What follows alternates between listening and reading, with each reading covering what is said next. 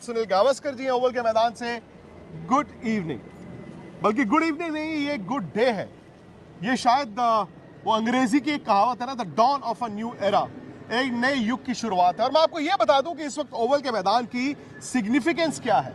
आज के 57 मिनट, ये 5 टेस्ट मैचों की बात तो सनी भाई से करनी है, लेकिन ये ओवल का मैदान वो मैदान है जहां पर भारत ने पहली बार इंग्लैंड में टेस्ट सीरीज और टेस्ट मैच भी जीता था 1971 में। और आज ओवल के मैदान ने भारत को ये ऐसी जीत दिलाई है जो आने वाले क्रिकेट टीम की बात करती है। सनी भाई, आज हम ओवल में हैं जी। 1971, 2025, वहां पर एक नया युग का आगाज था, लेकिन इस युग का आगाज यहां से होता है। और आज सुबह मेरे हाथ पैर कांप रहे थे। मैं आपको सच बताऊं, मुझे इतना विश्वास नहीं था, पता नहीं आपको था कि नहीं था, लेकिन उन 35 रनों के लिए उन 57 मिनटों में इंडिया ने कमाल कर दी। बिल्कुल कमाल कर दी। अब मेरे मन में भी थोड़ा सा डर था, क्योंकि जेमी स्मिथ बैटिंग कर रहा था। हमने जेमी स्मिथ को बैटिंग करते हुए देखा है कि बर्मिंघम टेस्ट मैच में 184 रन बनाए थे, कितने आसानी से रन बनाए थे, कितनी तेजी से भी रन बनाए थे। तो एक ही डर था कि अगर वो चला, क्योंकि 35 रन की तो बात थी जी। अगर 55 होते तो शायद थोड़ी सी भी और ज़्यादा आशाएं होती, पर 35 रन की बात थी, तो इसीलिए डर लग रहा था कि शायद वो चला तो मैच 3-4 दो चौके भी आगे पहले ओवर में, 2-4 ओवर में खत्म हो सकते जी। और उसी की विकेट में पहले भी कह रहा था, आज हमारा दूसरा जो सोनी पे शो हो रहा था, कि वो विकेट बहुत अहम विकेट है, और वो विकेट सिराज ने आपको उसके पहले ओवर में दिला दी। स्मिथ ने कोई रन ऐड नहीं किए थे, और वहीं से मुझे लगता है कि गेम पलट गई, क्योंकि जेमी स्मिथ मुझे लगता है कि आगे जाकर एडम गिलक्रिस्ट और ऋषभ पंत अभी जैसे खेल रहे विकेट कीपर बैटर, उस तरह से गेम चेंजर क्रिकेटर बनेगा। इस टेस्ट मैच की जीत को सनी भाई आप कहाँ रखते हैं? बिकॉज आमतौर पर क्या होता है ना, हम जीत उसकी बात करते हैं जो सीरीज जिताती है ना। अभी 2 बॉर्डर गावस्कर ट्रॉफी जब भारत ने जीती, वो टेस्ट मैचेस याद हैं। इस टेस्ट मैच ने सीरीज ड्रॉ कराई है, लेकिन आप इस जीत को कहाँ रखते हैं? देखिए, बहुत ऊपर, बहुत ऊंची है, क्योंकि और कंपैरिजन करना तो मुझे अच्छा नहीं लगता, क्योंकि हर ज़माने में कोई ना कोई अलग अलग चीज़ चैलेंजेस होती है। पिचेस की चैलेंजेस, प्लेइंग कंडीशन की चैलेंजेस, बाउंड्री डिस्टेंस की चैलेंजेस, सारे उसकी चैलेंजेस होती है। पर गैबा में हमने जो देखा था, गैबा में हमारी मतलब बी या सी टीम जैसी थी। सारे हमारे जो दिग्गज खिलाड़ी थे वो इंजर्ड थे, और कोविड की वजह से हम किसी को बुला भी नहीं पा रहे। तो इसी की वजह से वो बहुत ही ऊपर होगी, और ये भी इसकी कंपैरिजन हो सकती है, क्योंकि जिस तरह से भारतीय टीम ने, एक युवा टीम थी, बिल्कुल नया कप्तान था, और जिस तरह से उन्होंने एक मतलब फाइट दिखाई है, इसी की वजह से ऐसा लग रहा है कि जिस तरह से कमबैक भी किया, कि लग रहा है कि ये भी जीत बहुत ऊंचे स्तर की है। 332 रनों पर कल शाम को तकरीबन इसी वक्त इंग्लैंड का स्कोर था। मैच जा चुका था, हम तो तैयारी कर रहे थे, सूटकेस बांध रहे थे, लेकिन फिर वो ड्रामा हुआ, उसके बाद बरसात आई, आज दिन पे आ गई बात। 57 मिनटों में और उन 35 रनों में मोहम्मद सिराज ने इतिहास रचा है। शुभमन गिल की इस टीम ने भी इतिहास रचा। मैं आपको सिर्फ इतना याद करा दूं कि जब भारत की टीम इंग्लैंड में लैंड हुई थी, 6 जून की बात है, मतलब तकरीबन 2 महीने हो गए, और उस वक्त ये बातें थी सनी भाई कि इस टीम को लेने कोई नहीं आया, इसको कोई देखने नहीं आएगा, मैदान में कोई नहीं आएगा। दिग्गज जा चुके थे। क्या ये टीम उस golden generation of Indian cricket को, जो 70s से बढ़ते बढ़ते बेहतर होते यहाँ पहुंची है, आगे लेके जाने की क्षमता है? बिल्कुल क्षमता है, क्योंकि जो हमने कैरेक्टर देखा है इस टीम में, ये जो कैरेक्टर होता है कि यू नेवर गिव अप, जो भी हो हम लड़ेंगे, आखिरी दम तक लड़ेंगे।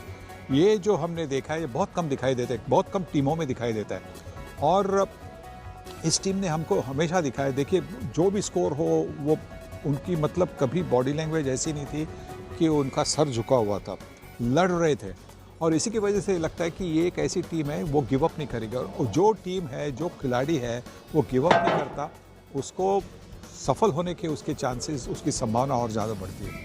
अच्छा, मैं आपको बताऊं कि हैरानी होगी आपको भी सुनकर, सनी भाई को भी। ये मैच आपको पता सनी भाई किसने जिताया है? आज किसने जिताया है? क्रिस्टियानो रोनाल्डो ने। फुटबॉलर नहीं, उसके पीछे की कहानी है। हाँ। वो कहानी मैं आपको सुनाता हूं कि क्रिस्टियानो रोनाल्डो के बारे में आज मोहम्मद सिराज ने बोला कि मैं सुबह 6 बजे उठ गया, नींद नहीं आ रही थी। कहते मैंने इंटरनेट देखा, वो फैन तो है ही है, तो क्रिस्टियानो रोनाल्डो की एक तस्वीर थी, कहते मैंने उसको डीपी बना लिया आज, और मैं वो सारा वक्त जब यहाँ पे आया वो तस्वीर ही देखता रहा। क्रिस्टियानो रोनाल्डो की बात हो रही है। लेकिन सनी भाई, जो मर्जी कहें आप, 35 रन जब होते हैं और कंडीशन जैसी भी थी, मुझे लगा कल जब बरसात। दोस्तों, जैसा कि आप सब जानते ही हैं कि India versus England test matches चल रहे हैं कि जिसमें 2 मैचेस तो इंडिया बहुत ही बुरी तरह से और क्लोज आकर हारा है, क्योंकि पिछले मैच में आपने देखा कि शुभमन गिल और जैक कराउले के बीच लड़ाई हो जाती है और शुभमन गिल ने काफ़ी गलत अल्फाज इस्तेमाल किए और उसके बाद बेन स्टोक्स ने जो अगले दिन आकर शुभमन गिल, केएल राहुल और ऋषभ पंत को जो मज़ा चखाया वो सब ने देख लिया। और हमने देखा कि शुभमन गिल, जिस बंदे के 600 प्लस रन हैं, वो सिर्फ 9 बॉलें खेलकर ही आउट हो गया। उसकी वजह ये थी कि जोफ्रा आर्चर गुस्से में था और वो बंदा बाउंसर पे बाउंसर मारे जा रहा था, जिसकी वजह से कोई भी इंडियन प्लेयर जैसे शुभमन गिल आगे पैर करके नहीं खेला और वो आउट हो गए। और उसके बाद सामने आते हैं इंडिया के 3 चीते। नंबर 1 पर है रविंद्र जडेजा, नंबर 2 पर है मोहम्मद सिराज और नंबर 3 पर है जसप्रीत बुमराह, जो कि बॉलिंग में तो उसको कोई नहीं हरा सकता, लेकिन उस बंदे ने बैटिंग में भी क्या खूब कमाल दिखाया। मोहम्मद सिराज और रविंद्र जडेजा ये दोनों 4 घंटे तक खेलते रहे और किसी तरह रविंद्र जडेजा ने लगभग जोफ्रा आर्चर, बेन स्टोक्स और इंग्लैंड के तकरीबन सभी बॉलर्स को फेस किया, जो कि बहुत ही बड़ी बात है, क्योंकि जोफ्रा आर्चर जितनी खतरनाक बॉलिंग करते हैं वो तो आपको पता ही है। लेकिन उस दिन बेन स्टोक्स ने भी जिस तरह से बॉलिंग की, रविंद्र जडेजा फिर भी नॉट आउट रहे। लेकिन मोहम्मद सिराज की किस्मत बुरी थी कि उनकी बॉल सीधा डंडे पर जा लगी और वो आउट हो गए और सिर्फ 22 रन से इंडिया वो मैच हार गया। अब इस मैच हारने की बहुत सी वजह हैं, जैसे कि शुभमन गिल ने लड़ाई की, केएल राहुल और ऋषभ पंत ने जो ब्लेंडर मारा। केएल राहुल ने कहा कि मुझे लंच से पहले अपनी सेंचुरी पूरी करनी है, जिसकी वजह से ऋषभ पंत रन लेने के लिए भागे और वैसे ही वो आउट हो गए। और उसके बाद केएल राहुल भी ज़्यादा ना खेल सके और ना उनकी सेंचुरी पूरी हुई और वो भी आउट हो गए।